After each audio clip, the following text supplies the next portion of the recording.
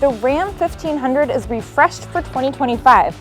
If you're thinking that this looks pretty familiar, not to worry, it is pretty subtle, especially since there were already so many different trims with so many different grills. But there is a lot that's really newsworthy about this, from a new trim to new powertrains to new hands-free driving technology that makes it very competitive. So we're going to dive in and explore all of that, but first, please subscribe to this channel so we can keep bringing you cool videos. The front fascia has been revised gently, and every Ram 1500 now gets LED headlights. There are 8 different grille treatments. There are also, by my count, 8 different trims if you include the RHO, which is coming later this year. That's replacing the TRX. This is the new trim, Tungsten, so it's the top of the line, super luxurious, and we can really tell from the grille all this chrome, the fact that this is body colored rather than black like it is on, for example, the Rebel, really gives this a more premium and a more car-like look. So you can tell really going for luxury here. Now, one of the cool new features, which we do have on Tungsten, is walk-up animation. So the headlights, which we can all agree are the windows to the truck's soul, right? These are gonna say hi to you as you walk up, or if you lock or unlock the vehicle.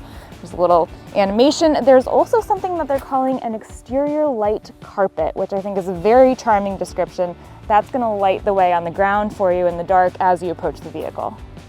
There are 9 exterior color choices available, and that palette includes 2 reds, which is pretty cool. This one is Delmonico red. Now, it is a carryover color, but it's sort of a classic for a reason. They're not still making it because nobody's buying it, let's put it that way.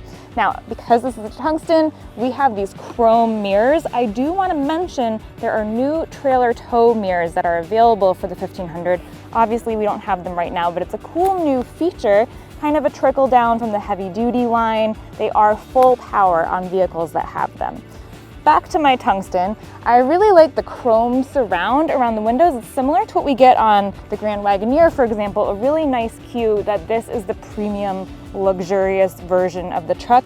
Another visual cue that this is the Tungsten trim is, of course, the 22-inch wheels that we get on Tungsten. Now, this one also has the Ram box, which is not a new feature, but it is a cool feature. Lockable, weatherproof storage with a 115-volt outlet. Here's an interesting thing. There are outlets in the bed as well. Depending on your powertrain, you may or may not be able to run those while in motion. The power inverter does not work while the vehicle is moving if you have the Hurricane engines, which we'll get to in driving, of course.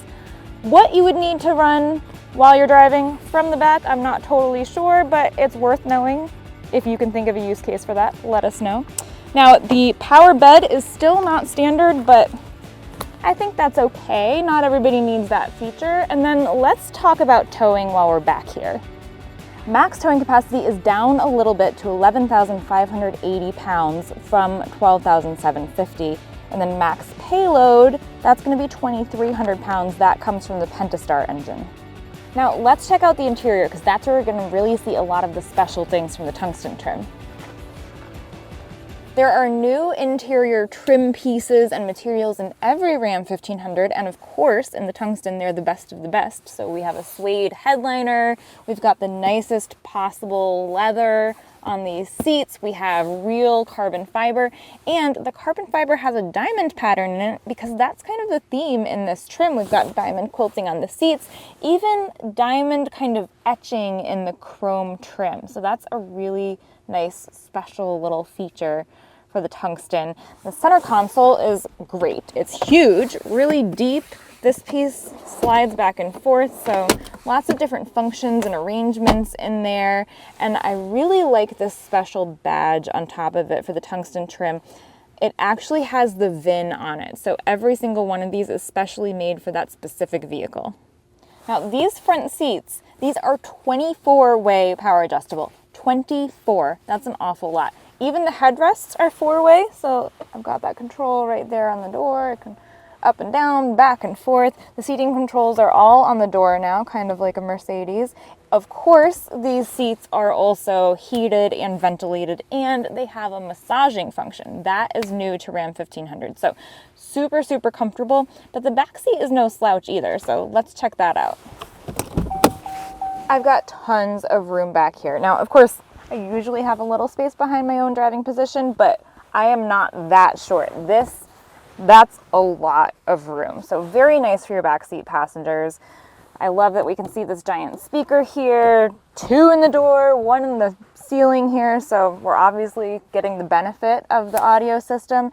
And we have ventilated and heated seats. We have our own climate, our own USB-C and A ports. Even this middle seat, this is not super narrow. You're not going to be crammed in between the people on either side. And of course, the panoramic moonroof, which feels like it came right out of the Grand Wagoneer. Very luxurious.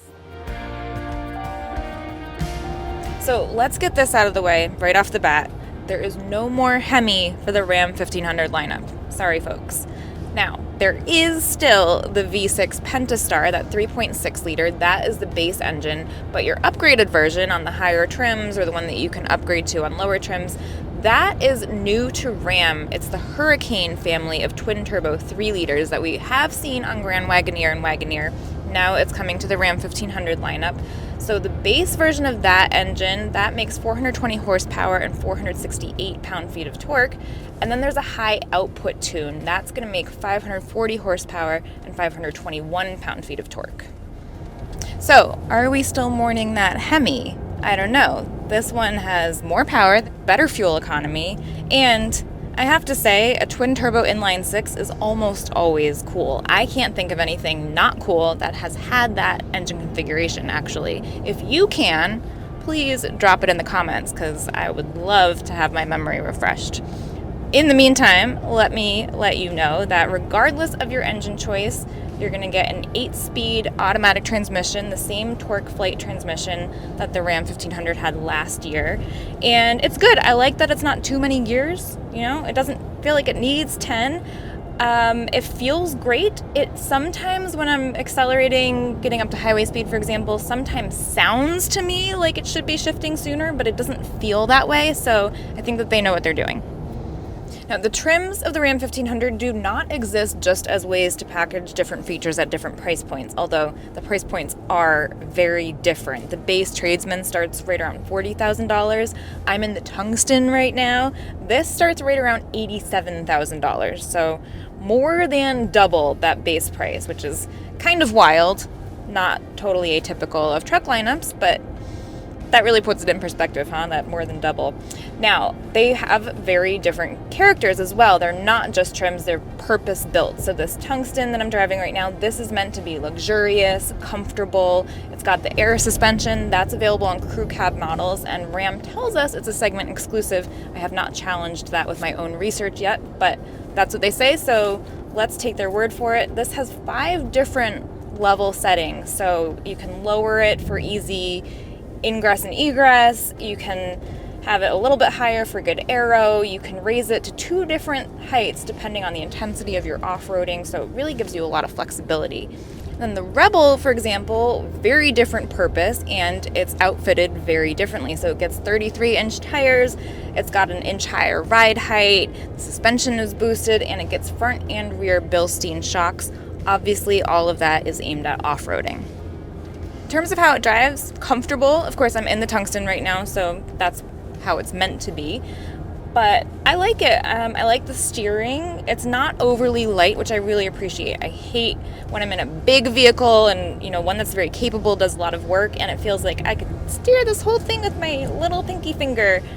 That just does not match up. And fortunately, we don't have that here. It's not overly heavy. It's not a lot of work, but it feels like a reasonable weight. And then acceleration is good, no trouble getting up to highway speeds. It pretty much does what I expect. Braking, got nobody behind me. Obviously I did some braking already, but I'm gonna show you. Braking. Yeah, pretty consistent. Pedal feel is unobjectionable, basically what I would expect, no complaints. So since I'm driving the Tungsten trim, the top trim, that has the new active driving assist system, which is a level 2 plus autonomous driving system. So I don't even have to have my hands on the wheel. It's got a little graphic that let me know it's ready for hands-free. If I wanted to change my max speed that I'm set at, I could use the buttons on the steering wheel, much like adaptive cruise control. As you can see, I'm not pressing the brake or the gas. My legs are free. I'm just chilling. It will require me to look at the road. If I look away for more than 5 seconds, the seat will rumble, and it will flash an orange light up that lets me know I'm not paying enough attention. But don't even have to have my hands on the wheel. If I wanted to change lanes, I could just press the turn signal and it'll do it. Once the truck passes, because let's be real, I'm not really doing anything right now. Once I pass this older Ram 1500 next to me, turn signal, there it goes. It's turning the wheel. All right, I'm over. Oh, and we're speeding up because now there's nobody in front of me. Let's get over again because we're going to be exiting the highway. I've gone from the left lane all the way over to the right lane. I barely did anything. Pretty cool. We have a lot of screen acreage in here, and maybe the most interesting one to talk about is the passenger screen. So that's something that we're used to seeing in the more expensive Mercedes, for example, but you don't expect it in a truck. And in fact, Ram does say that it's a segment first. So I'm gonna turn it. Did it go on? Yes, ma'am. I literally can't see it from here. It's meant to give your passenger some privacy, and it also has somewhat limited functionality in a good way. So they can view nav to help serve as your co-pilot. They can view your exterior cameras, I suppose, in case they're a little edgy about hitting things, or if they want to help you with your parking. That might not be so welcome. So alternatively, you might want to have them plug into this HDMI port down here, and that way they can use it for smartphone mirroring or for entertainment. You can rely on your own skills and, of course, on the truck's input for parking. Minimize the cooks in your parking kitchen. Then, of course, there's your infotainment display. So this is the new 14.5-inch touchscreen, which is obviously huge. It's running the Stellantis Uconnect 5 system, which at CarGurus we've always been fans of that, and they say they've made it even faster, so that's great. I do like that these controls down here, home, nav, vehicle, comfort, these are always anchored there. You're not going to lose them. We do have the redundant hard controls for climate, which is great. And there are some truck-specific functions that are also always anchored there, like trailer. And in this one, since I have the air suspension, my control for that is right there. Never going to lose track of that. It does still do that thing where I'm going to turn off the volume and whoops, I turned off the entire screen. Maybe that's not a RAM problem. Maybe that's a me problem. I'm not sure, but I find it a little bit annoying. And then we do have the digital rearview mirror. That's an available option. There's an available full color head-up display and available fully digital driver information display. Another really interesting thing of note here is the 23-speaker Klipsch Reference Premier audio system. So that replaces the outgoing 19-speaker Harman Kardon. That was the top of the line before. This is also the first time that we've seen Klipsch doing automotive audio, so that's really cool. This comes after we saw Jeep introducing Macintosh, so it's very clear that Stellantis is courting the audio files. There's a dual phone wireless charging pad up here, so it can charge two phones in tandem, which is pretty cool. That's a class exclusive feature according to RAM, but we do still have tons of USB ports. We've counted 10. I can see 6 from here. It's half USB-C and half USB-A, so tons and tons of options. And then the Ram 1500 also now has the smartphone as a key feature, so that makes it shareable, at least among Apple devices. It's also possible to get a card key. So the really big news on the safety front, we talked about that hands-free driving on approved roadways. That's very cool. Another really important feature, though, is the new and enhanced automatic emergency braking. So that can now make lateral moves and has an evasive steering capability, and it can see cyclists and motorcyclists and prevent you from steering into them if they're in your blind spot. The surround view camera is not standard, and other optional or higher trim safety features include blind spot monitoring, which is kind of a big one, adaptive cruise control, obviously very popular these days, and also things like traffic sign recognition and drowsy driver detection. The 2025 Ram 1500 in its base tradesman trim starts at $40,275. This one that we've seen today, top trim, tungsten, this one stickers for $90,535, so more than double, as we have already discussed. Until this 2025 model hit the market, you could have made an argument for a competitor, and CarGurus has, by saying, well, the Ford F-150 has Blue Cruise, and the Sierra 1500 and the Silverado 1500 have GM Super Cruise. but that is no longer a differentiator because now the Ram 1500 has that hands-free driving assist. So now it's really a question of which one do you like more?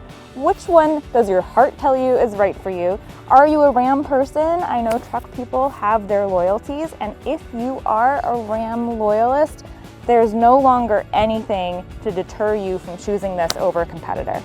To find out more, figure out which one might be right for you, head over to CarGurus.com. You can shop for a great deal. You can read all about this and all of its competitors, but please first subscribe to this channel.